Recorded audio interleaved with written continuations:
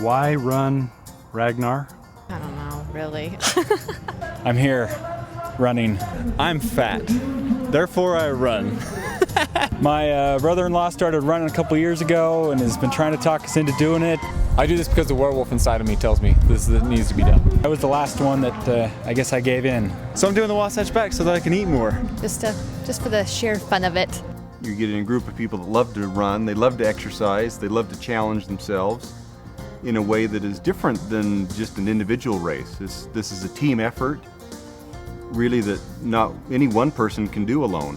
I've heard about Ragnar for a few years now, and I didn't really know what it was about. I just heard it was a really fun race, a little bit crazy, and the opportunity came up to be able to do it with some friends, so I couldn't turn that down.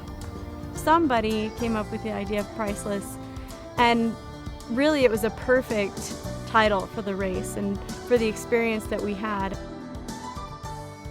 We left the house fairly early in the morning.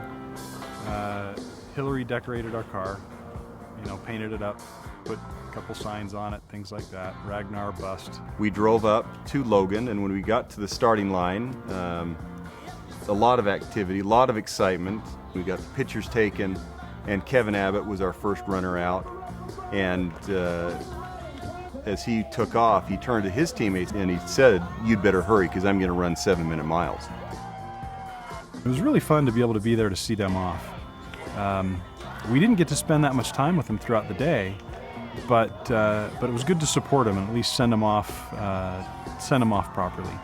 We also had a chance to look around. We did some shopping at the flea market, I guess is what you'd call it. Yes, the girls did most of the shopping, although I did pick up a few items that were good buys.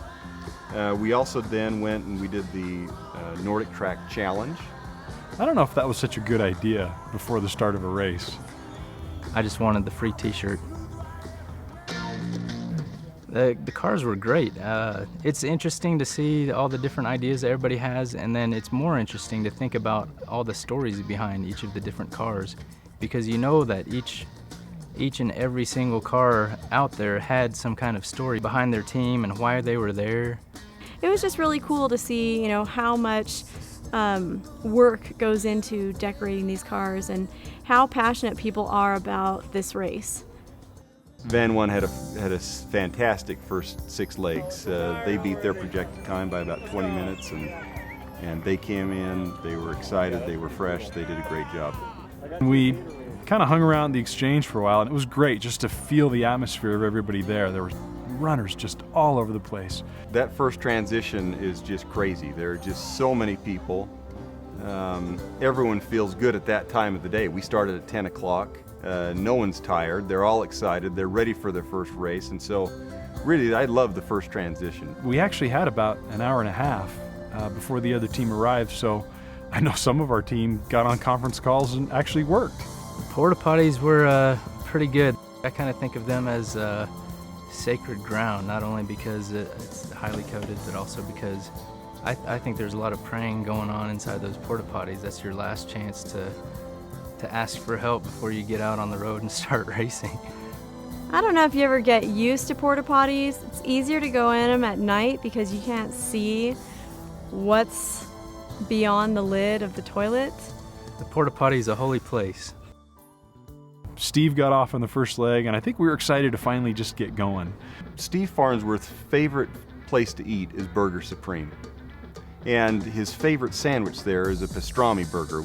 Well, Steve, in an effort to get down to where he can run faster, he did not eat at Burger Supreme and have a pastrami burger for 4 weeks. He did a fantastic job. It was fun to watch him and encourage him and see him get excited about it. He outperformed even his own expectations. His reward was, it was his birthday the following day, and for his reward he got a coupon for a free hamburger at Burger Supreme. So as soon as the race was over, Steve's attention immediately turned to the pastrami burger.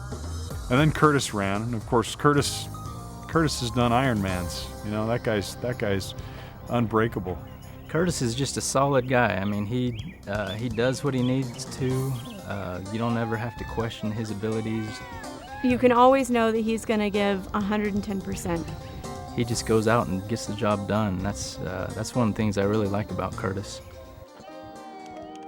course, it's always fun for me to watch Lisa run. I'm always real proud of her. One of Lisa's handicaps, if you want to call it, is she broke her arm 2 weeks ago. You know, she's like a machine. She just goes out and busts it every time. When it comes to running, she flips this switch that she is able to focus so well. You know, I've not run with a broken arm. It's got to hurt. And to have her push through, she never complained about it once. In fact, she says, I'm not wearing this brace. This brace bugs me. And then Nelson, I told Nelson, don't kill it on your first run, because, man, that guy can run when he wants to run. We were firing after that Sexy Plexi team. I don't know why, we just had the urge to beat them. We'd see them literally at every transition. And so I think that provided some motivation for Nelson to chase them down. About halfway through my leg, I could see the shimmery red dress, you know, up in the distance, and I went after her, and I passed her. When we finally passed Sexy Plexi, we knew we'd accomplished something. Hillary had a really steep uphill for her first leg. I couldn't believe how steep it was. She gutted that run out, and I was very, very proud of the way that she did that. There were many, many times on that run that she could have easily stopped and walked, but she just kept plugging away. She trains hard, she runs hard, she always tries her hardest. Dave's leg was also very, very challenging, going up that hill, that last part in the snow basin. He's so enthusiastic and just upbeat. You could see him at least wanting to smile during his leg, and that kind of brought hope that he was doing all right. You would think that we were at Disneyland all over again. I was just excited to get out and finally feel like I was contributing something. Really, probably the favorite part of my race, of this race for me, was seeing Nelson Davis run his leg at night. The night leg was Way to go, Lisa. it's one of the most difficult things I've done. He's losing his sight, and so his peripheral and up and down vision is very, very limited, and especially at night.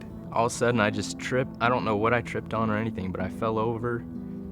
I did a somersault on the ground and I popped back up and started running again. I don't know if it was because I was in race mode. When I was able to collect myself, I started wondering, you know, should I be out here? I thought about just, you know, stopping and waiting for the car to come pick me up, you know, just say I can't do it. When you talk about being in darkness, that's what Nelson really was, even more so than anybody else, I'm sure, on the course that night. To do anything at night for me is really hard. I'm used to having my wife there hold my hand,